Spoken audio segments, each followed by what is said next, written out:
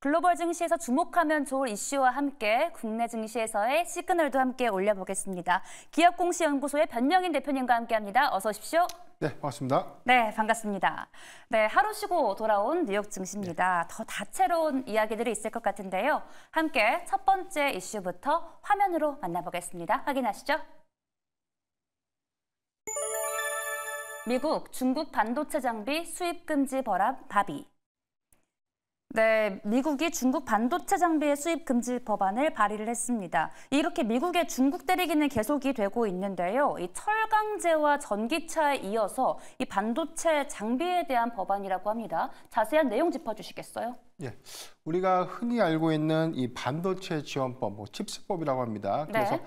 반도체 보조금을 받는 기업들이 앞으로 중국으로부터 반도체 장비를 수입해서 사용하면 안 된다라는 이 법안을 발의했다라고 좀 이해를 하시면 되겠습니다. 네. 그래서 중국에서 반도체 장비 수입을 좀 금지하는 법안들이 좀 더 구체화되고 있고, 여기 더해서 지금 이 미국의 주요 동맹국들인 네덜란드와 일본에 좀 방문해서 ASML과 도쿄 일렉트릭의 지금 중국으로부터도 반도체 장비, 핵심 장비를 수출하지 마라.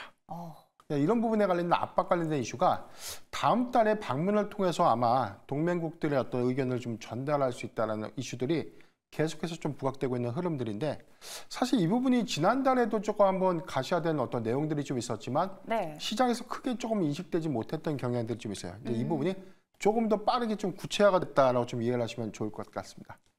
네, 그러면 이렇게 되면 미국 반도체 업체는 수혜를 받겠죠? 어떻게 보고 계실까요? 예, 전체적으로 지금 이 부분에 대한 이 희비는 좀 달라지지 않을까라 좀 보고 있는데, 우선은 이 반도체 이 칩스법을 좀 적용받고 있는 네.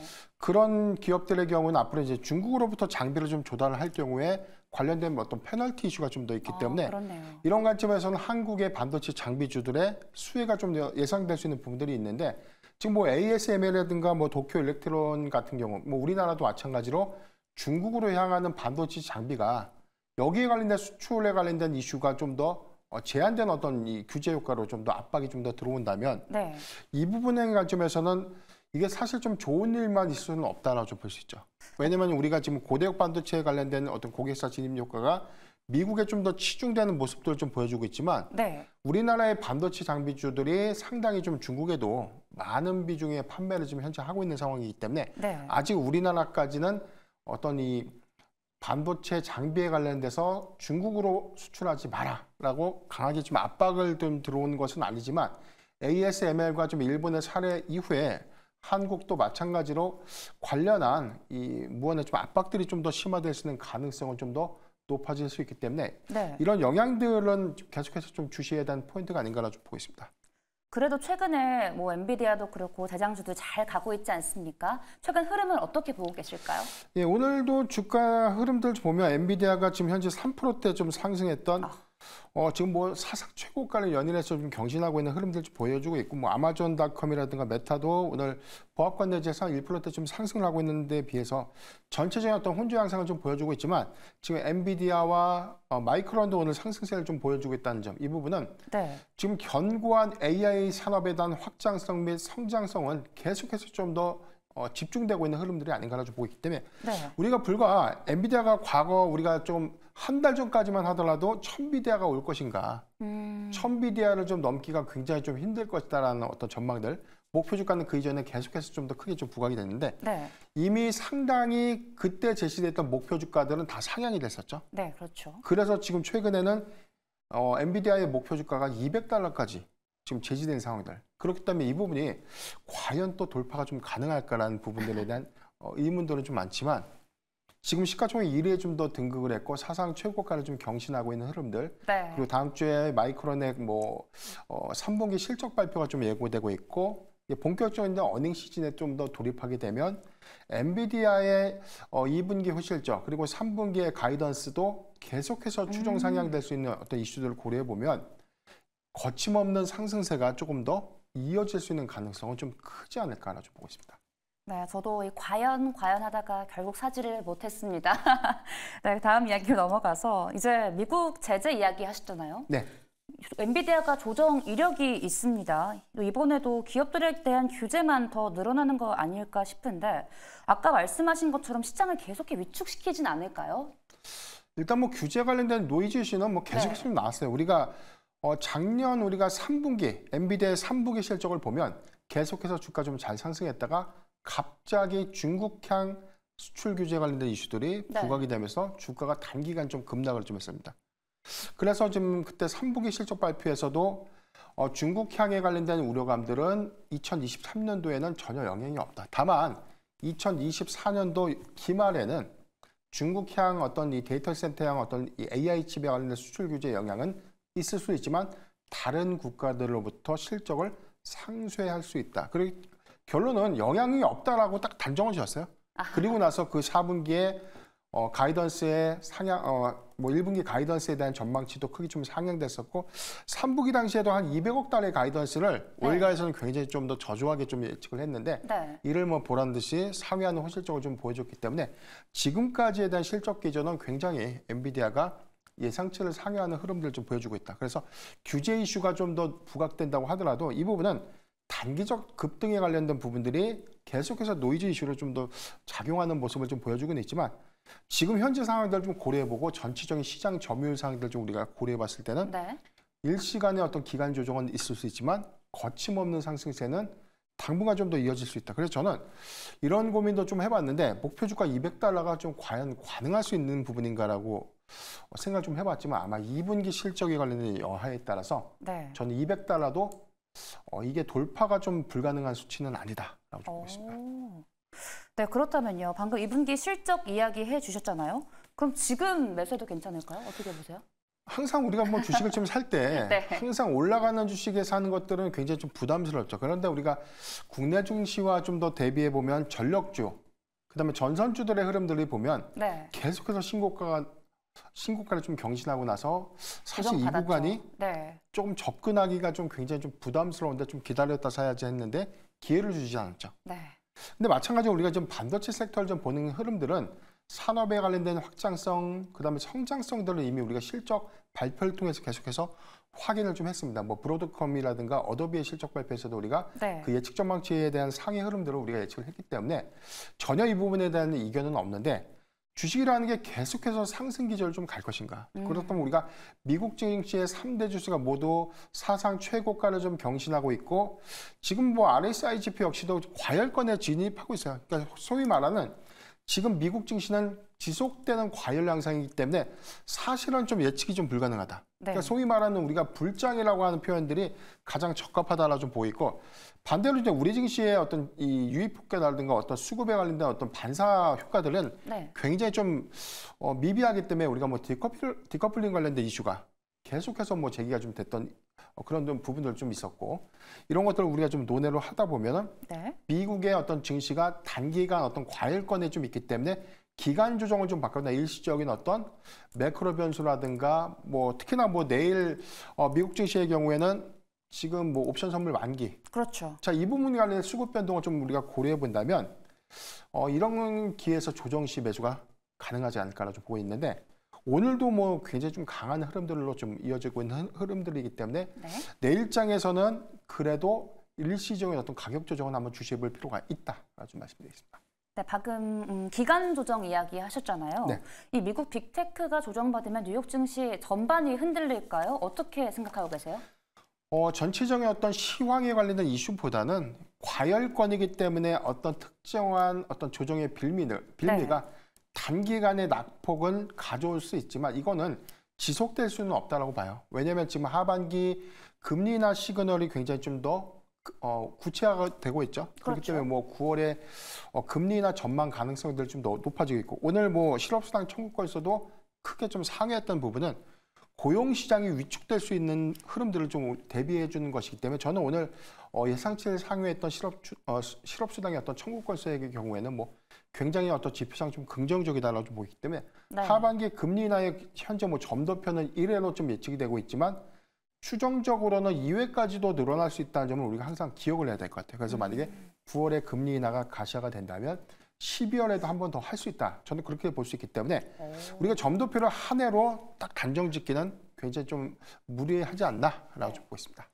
방금 엄청 긍정적인 이야기를 해주셨는데 오늘 매크로 지표도 정말 많이 나왔잖아요. 근데 시장 전망치를 대폭 하회하면서 금리 인하라는 시그널이 좀 가까워지고 있습니다. 전 여기서 우려가 되는 게 이게 연착륙이 아니라 불시착하는 시나리오로 가면 어떡할까 이런 걱정도 되거든요. 여기에 대해서는 어떻게 보고 계십니까? 지금 뭐 견고한 고용 지표가 예상치를 소폭 좀 하회했던 흐름들, 뭐 실업수당, 청구수당, 뭐 5월 CPI, PPI, 기대 기대 소비 심리 지표 같은 것도, 기대 인플레이션 같은 것도 우리가 다 지표 확인을 좀 했지만 시장에 대체적으로 좀 부합했거나 하회를 했습니다. 이 부분은 긍정적인데 반대로 제조업 지표 같은 것들이 성장이 좀 둔화됐다. 네, 뭐 그렇죠. 1분기 GDP도 좀 둔화가 됐죠. 그렇기 때문에 이때까지만 해서 계속 좀 나오는 이유가 인플레이션은 고기조를 좀 더 유지하고 있는데 성장은 저성장 국면으로 좀 진입한다. 뭐 스태그플레이션 우려감들이 또 한번 나올 수 있다. 이 얘기가 작년 3분기부터 계속해서 나와요. 그러니까 성장세가 좀 더 꺾이고 고금리 기조가 장기화가 된다는 흐름들에서 계속해서 이 우려감들이 좀 나오고 있는데 저는 글쎄요, 지금 현재 우리가 경제 동향에 대한 지표를 감안했을 때는 이 부분을 너무나 단정하기는 어렵다고 봐요. 저는 미국 지금 경제 지표를 전체적으로 좀 봤을 때는 전 세계적으로 미국이 가장 강한 경기를 보여주고 있지 않나. 견고하다라고 좀 보고 있는 거죠. 견고하다고요? 그렇죠. 가장 경기가 좋은 시대가 아닌가라고 좀 보고 있기 때문에 이런 것들에 대한 일시적인 성장이 좀 둔화된 흐름들을 우리가 좀 예측해서 여기서 더 하락한다, 여기서 경기가 하방으로 이어질 수 있다라고 단정하기에는 아직은 시그널에 대한 확인이 조금 더 필요하다라고 좀 보기 때문에 저는 3분기도 아니고 연말까지에 대한 지표를 다 확인을 해봐야 된다라고 좀 말씀드리겠습니다. 최근의 지표들은 일시적으로 좀 부진한 것이기 때문에 경기는 여전히 탄탄하다. 금리 인하 2회까지 전망을 해주셨습니다. 네, 글로벌 증시와 국내장 연결된 두 번째 이슈도 참여해보겠습니다. 확인해보시죠. 화면으로 만나볼게요. 미국 당뇨병 학회 개최. 네, 현지 시간 21일부터 미국 당뇨 학회가 개최가 된다고 합니다. K제약사들 대거 출격을 할 것 같은데요. 투자 포인트 잡아주시겠어요? 우선 우리가 21일 날 미국의 당뇨병 학회가 일정으로 좀 예정이 됐고요. 21일부터 24일간 개최가 되고 있는데 우리가 당뇨병 학회에 관련된 모멘텀들 근데 여기서 더 부각되는 부분들이 비만 치료제가 더 부각이 되고 있습니다. 그래서 당뇨병과 비만이 무슨 연관 관계가 있길래라고 좀 생각할 수 있는데 우리가 인슐린의 분비를 조절을 통해서 혈당을 좀 낮추는 부분이 당뇨 치료제입니다. 이 메커니즘이 인슐린의 분비를 조절시켜서 식욕을 억제시키고 여기서 체중이 감소하는 이런 메커니즘을 비만 치료제랑 좀 거의 유사한 그런 흐름들 좀 보여주고 있기 때문에 우리가 1세대 비만 치료제라고 좀 불리고 있는 노보 노디스크의 삭센다. 이거는 하루에 한 번씩 계속 맞아야 됐죠. 이 부분은 사실 당뇨 치료제로 좀 개발이 됐다가 이 부작용이 체중 감소인데 체중 감소 효과가 너무 좋다 보니까 당뇨 치료제 개발을 포기하고 비만 치료제로 시판허가가 된 1세대 약물이 삭센다입니다. 이 약물이 계속해서 시장에서 좀 잘 팔리다가 지난해 이제 특허 보호 조치가 좀 만료가 됐고 일주일에 한 번 맞았던 이 비만 치료제가 매일 맞았던 비만 치료제가 일주일에 한 번 맞는 비만 치료제로 좀 고도화가 된 것이 현재 유통되고 있는 2세대 약물 노보 노디스크의 위고비 그다음에 일라이 릴리의 마운제로 이렇게 지금 두 가지 약물이 있는 것이고요. 여기에 대해서 이제 국내에서도 한국형 비만 치료제라는 개발. 그럼 가장 어디가 좀 빠르겠습니까? 한국에서 독점적인 당뇨 치료제에 관련된 어떤 파이프라인 기술을 보유하고 있는 한미약품이 가장 빠르게 임상시험을 지금 현재 진행하고 있고요. 여기다 더해서는 임상 3상이 시작되고 있음과 더불어서 2026년도에는 한국형 비만 치료제의 출시 허가 기대감까지 계속해서 좀 부각되고 있기 때문에 우리가 근본 당뇨병 학회에 관련된 어떤 일정 모멘텀은 글로벌 제약사에 관련된 이 흐름들도 우리가 주목해 볼 필요가 있지만 국내 기업들의 임상 성과, 그다음에 여기에 관련된 어떤 제형제의 변화. 제형제의 변화라는 것은 우리가 미세바늘로 배에다 좀 맞는 이 비만 치료제가 먹는 비만 치료제 또는 이제 붙이는 패치형 비만 치료제로서 계속 좀 고도화된 임상 시험들이 좀 다각화되고 있거든요. 이런 부분들에 관련된 어떤 제형 차이, 그다음에 여기에 관련된 임상 시험에 관련된 성과를 주목해 볼 필요가 있지 않나 좀 말씀드리겠습니다. 네, 그렇다면 이번 당뇨병 학회에서 주가가 좀 탄력을 받는다면 제약바이오 좀 전반적으로 좀 수급 들어올까요? 어떻게 보고 계실까요? 저는 차별적인 이슈는 뭐 오늘 제약바이오 섹터가 좀 선별적으로 좀 강한 흐름들 좀 보여줬는데 이 부분은 기술 이전에 관련된 성과가 구체적으로 좀 입증된 종목들의 단기 수급이 좀 더 반영됐고 계속해서 좀 강조드렸던 포인트가 제약바이오 섹터의 경우에는 파이프라인의 임상 기대감까지는 우리가 현재 투자자 심리에서는 굉장히 리스크하게 보는 것이죠. 왜냐하면 HLB가 시판 허가에 관련된 기대감들이 승인 실패 이후로 주가가 굉장히 좀 급락을 하면서 투자자 고통들이 좀 더 굉장히 컸기 때문에 네. 이런 부분들을 좀 복귀해 본다면 임상 기대감만 갖고 투자를 하기에는 좀 더 심리적으로는 좀 더 경계 심리들이 좀 더 부각됐고 네. 이 약물이 과연 시판 허가가 돼서 돈을 벌 수 있는지 또는 기술 이전을 해서 당장에 얼마라도 기술 이전료 또는 마일스톤을 받을 수 있는지에 대한 어떤 기대감들이 시장에서는 더 크게 좀 인식되지 않나라고 좀 보고 있는데 네. 그런 관점에 대해서는 지금 미국의 당뇨병 학회가 제약바이오 전체적인 어떤 수급에 관련된 변화를 의미하는 것은 아니지만 저는 전체 섹터의 수급은 좀 나아질 수는 있다고 보고 있어요. 그렇지만 좀 특히나 우리가 더 봐야 되는 부분들은 당뇨 치료제 내지는 비만 치료제에 관련된 임상 모멘텀에 관련된 성과를 발표하는 자리이기 때문에 여기서 특수하게 뭐 우리가 어떤 성과를 공개하느냐 이 부분만 우리가 주목해 볼 포인트가 아니라 네. 어떤 회사가 어떤 임상 성과를 좀 보고 있는가. 지금 뭐 우리가 화면에도 좀 나와 있죠. 뭐 한미약품의 경우에는 임상 3상에 관련된 어떤 성과, HK 이노엔도 임상 3상에 관련된 현재 진행 중인 어떤 흐름들을 우리가 주목해 볼 필요가 있는데 네. 나머지는 다 임상 1상이에요. 그래서 아직 우리가 시중에 시판되고 있는 약 중에서는 먹는 비만 치료제는 전혀 없습니다.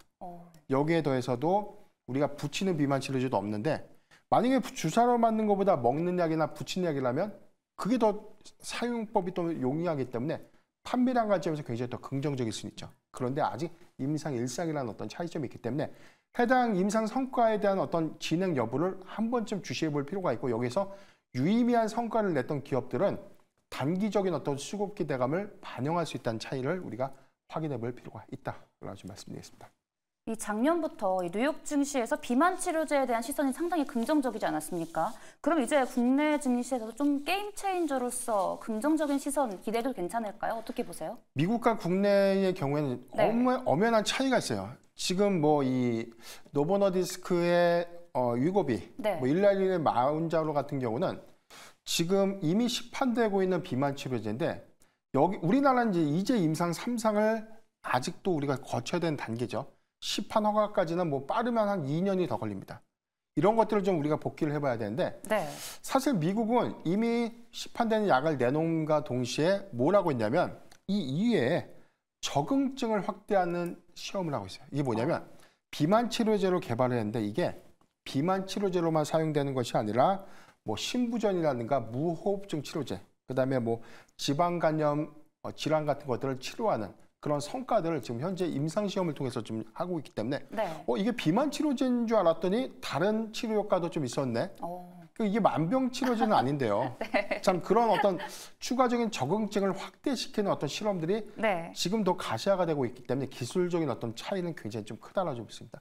다만 긍정적인 측면은 지금 1세대 약물이 특허 보호 조치가 만료가 됐기 때문에 1세대 약물은 이제 시밀러가 가능해요. 복제가 좀 가능할 수 있는 기술이기 때문에 그렇죠. 보다 빠르게 좀 진입할 수 있는 힌트가 좀 있다는 것이죠. 그래서 답안지와 레시피를 보고 빠르게 1세대 약물을 카피해서 2세대로 빠르게 갈 수 있는 기업들. 그래서 값을 싸게 공급할 수 있고 더 많은 제형제를 공급할 수 있는 기업들이 사실 시장의 어떤 선점 효과를 좀 더 크게 가져갈 수 있기 때문에 네. 이 비만 치료제라는 게 단순한 어떤 임상 성과보다는 이후에 시장을 얼마만큼 빠르게 가져올 수 있는지 이 부분이 중요한 포인트가 아닌가라고 보고 있습니다. 그렇다면 저희 이 이슈에 맞게 탑픽은 이번 학회에 관련주일 것 같은데요. 예, 우리나라에서 또 뭐 비만 치료제 아까도 뭐 계속해서 좀 말씀을 좀 드렸는데 네. 저는 다른 관점에서 좀 접근했던 종목 펩트론을 오늘 준비를 해봤습니다. 이게 뭐냐면 이 회사가 보유하고 있는 장기 지속형 약물 전달 플랫폼.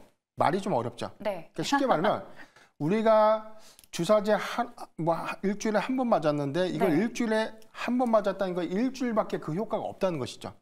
그런데 이 제형제를 동일하게 사용을 했는데 네. 한 달에 한 번 맞거나 3개월에 한 번만 맞아도 되는 제형제로 이 변화가 된다면 그렇다면 지금 비만 치료제의 이 가장 단점이 네. 수율이 안 돼요. 아, 수율이 안 돼요? 배양이 굉장히 어렵습니다. 그래서 대량적으로 양산하기에는 굉장히 어렵기 때문에 약값이 굉장히 좀 비싼 것인데 장기 지속형 플랫폼으로 해서 그 적응 효과를 조금 더 장기화시킬 수 있다면 값을 낮추면서 빠르게 많은 양들을 공급할 수 있다는 이점이 있기 때문에 네. 지금 글로벌 제약사들에 대한 이미 시판을 하고 있는 뭐 일라일릴리나 노보노디스크의 경우에는 장기 지속형 약물 전달의 플랫폼에 계속해서 좀 관심을 갖고 있는 것이죠. 그래서 지금 일주를 맡고 있던 부분들. 그래서 이게 단점이 체중의 감소 효과는 있는데 요요가 쉽게 옵니다. 그래서 장기 지속형 약물에 관련된 테스트를 통해서 이 요요가 없게 하면서 오랫동안 효과를 좀 유지할 수 있는 이 부분에 관련된 관심도가 굉장히 좀 높아지고 있는데 펩트론이 이 장기 지속형 약물 전달 플랫폼인 스마트 대포를 현재 보유하고 있어요. 그래서 지난해의 경우에는 뭐 일라일릴리가 실사를 하고 갔다. 그래서 기술 이전이 가시화되고 구체화될 것이다라는 기대감들은 네. 계속해서 좀 나오고 있지만 아직 구체화된 이전 성과들이 좀 더 공개가 되고 있지 못했기 때문에 펩트론은 아마 지금 전망하건대 관련된 구체적인 어떤 성과를 네. 그래도 언젠가 좀 내지 않을까라고 좀 보고 있기 때문에 가장 빠르게 그래도 장기 지속형 약물 플랫폼을 활용해서 비만 치료제에 관련된 선점 효과를 빠르게 가져갈 수 있는 기업이 아닌가 좀 보고 있습니다. 그러면 가격 전략은요? 예, 가격 전략의 경우에는 오늘 2.2% 상승 마감을 했는데 최근에 6월 10일 상승 13.1%까지 상승한 이후에 일부 좀 가격 조정을 좀 거쳤고요. 오늘 2%대 반등을 하고 난 이후에 네. ADA 2024 학회에서 만약에 이 초록 공기에 관련된 이슈가 좀 있었는데 여기서는 뭐 동물 실험을 했었는데 동물의 이 체중 감소 효과가 30%가 좀 있었고 전체적인 어떤 이 3개월간의 약물이 지속했던 효과가 약 70%까지 유지가 됐다. 이 부분은 장기간 그 약물이 약 3개월간은 70% 정도에 대한 효과를 입증을 했다는 거예요. 동물한테는. 그렇기 때문에 이게 사람한테 임상을 하고 있는 임상 1상 단계에서에 관련된 효과들, 여기 네. 관련된 기대감들이 조금 더 수반될 수 있다는 포인트를 주목해 본다면 저는 이 성과 때문에 아마 이 미국 당뇨병 학회에서 관련된 이슈가 좀 더 부각되면 단기적 수급 관점에서는 굉장히 좀 강한 흐름을 좀 보여줄 수 있지 않을까라고 좀 보고 있기 때문에 저는 목표가 단기적 목표가입니다. 단기적 목표가 47,000원 그리고 손절가는 32,000원을 제시해 드리겠습니다. 네, 펩트론 목표가 47,000원, 손절가 32,000원 제시해 주셨습니다. 최근에요, 이 미국 생물보안법 수혜받으면서 CDMO 국내 기업들이 좀 주목을 받지 않았습니까? 네. 저희 함께 살펴보면서 유망 기업 찾아볼까요? 지금 이게 생물보안법 관련된 노이즈 이슈가 최근에 좀 있었죠. 네. 그래서 뭐 중국 제약사들이 로비를 통해서 그 법안을 뭐 승인받지 못하도록 방해하고 있다. 그래서 네. 법안 통과가 불투명할 수 있다. 이 부분도 계속해서 좀 나오고 있었는데 네. 아마 지금 현재 미국 행정부에 대한 어떤 정책 기조들을 좀 더 감안해 본다면 미국의 중국 때리기는 계속해서 좀 이어지지 않을까 싶기 때문에 네. 법안 통과에 관련된 노이즈 이슈는 전 일시적인 어떤 해프닝으로 좀 끝났다라고 좀 보고 있기 때문에 네. 그렇다면 미국의 생물보안법이 현실화되고 여기에 관련된 최대 수혜를 과연 어떤 기업이 좀 받을 수 있을까 이 관점에서 좀 고민을 해봐야 될 것 같은데 네. 통상적으로 좀 보면 우리가 CDMO, 의약품을 위탁 생산하는 기업들이 그렇죠. 가장 큰 수혜가 좀 예상될 수 있다고 좀 보고 있고 그런데 수급의 경우에는 중소형주 내지에서는 단기간 그 위탁 생산에 대한 캐파가 좀 크지 않은데 네. 주가만 좀 급등했던 그런 기업들이 있어요. 근데 점진적으로 보면 가장 큰 수혜는 삼성바이오로직스가 좀 유리하지 않나라고 좀 보겠습니다. 지금 가장 큰 부분에 관련된 뭐 중국의 우시바이오로직스가 네. 미국의 전체 매출 포션의 한 57% 정도를 좀 공급하고 있는 흐름들이 있는데 이런 부분을 좀 논외로 한다면 지금 이 부분에 관련된 이 비교 약물분 그러니까 생산했던 그 위탁 생산 부분에 관련된 반사 물량들을 과연 이제 나머지 국가에서 소화를 좀 해야 되는데 이게 스위스의 로슈도 사실 그 캐파 물량을 전체적으로 좀 소화하기는 제한적이기 때문에 네. 지금 삼성 바이오로직스가 향후 2년 안에는 국내에서 가장 큰 용량의 이 시밀러 위탁 생산이 좀 가능할 수 있는 어떤 용량 캐파를 좀 구축을 하게 됩니다. 그런 관점에서 보면 지금 생물보안법의 시행령을 한 2년 이후에 유예를 두고 네. 본격적인 어떤 이 진행이 좀 된다는 관점에서는 삼성 바이오로직스가 가장 큰 수혜를 받을 수 있다라고 좀 판단하고 있습니다. 네, CDMO 쪽에서는 삼성 바이오로직스가 가장 큰 수혜를 받을 수 있다라고 언급을 해 주셨습니다. 또 다른 종목 하나 더 있을까요? 지금 단기적 관점에서는 뭐 바이넥스 같은 종목들도 바이넥스요? 지금 계속해서 좀 이야기가 좀 나오고 있는데 네. 잠깐 제가 좀 차트를 좀 보도록 하겠습니다. 네, 바이넥스 차트로 확인해 보겠습니다. 지금 지난 3월 18일 18,480원까지 52주 신고가 경신한 이후에 주가가 계속해서 급등이나 좀 보여주고 있는 패턴들이 뭐냐면 네. 단기적인 수급은 좀 반영될 수 있고 관련된 이슈에 의해서 변동성이 좀 크다는 것은 이게 실질적인 어떤 수혜주냐. 네. 근데 만약에 생물보안법에 관련된 하원 통과 관련된 이슈가 올해 8월에 좀 예정이 되고 있어요. 오. 관련된 일정 모멘텀까지는 우리가 좀 주목을 해보면 트레이딩 관점에서는 접근은 가능하다. 그런데 실적의 산입 효과 관점에서는 삼성의 바이오로직스가 장기적 관점에서 더 유리하다. 이 점을 구분하면 좋을 것 같습니다. 그러면 바이넥스 8월에 일정 모멘텀 있으면 지금 미리 담아도 괜찮을까요? 오늘 주가가 좀 굉장히 좀 강했던 흐름들 좀 있었지만 네. 지금 항상 상승했던 부분들 말고 계속해서 상승 이후에 조정을 주는 구간.